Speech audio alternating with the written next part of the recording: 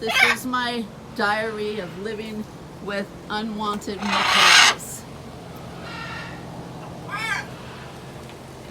If you like things quiet and peaceful and a controlled atmosphere, if you enjoy talking on the phone or having home guests over, these are a poor choice and an addition to your home.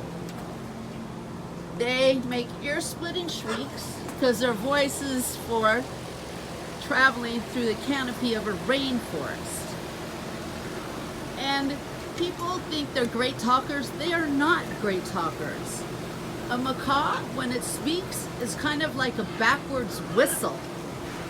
So they don't say sentences. They might say a couple words here and there, like, hello, apple, how are ye? That's how are you?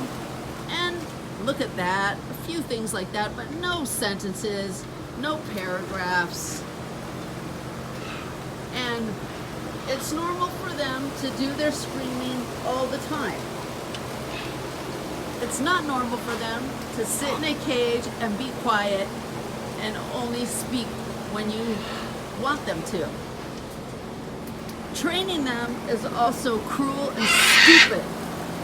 Why train them? Let them do what they want.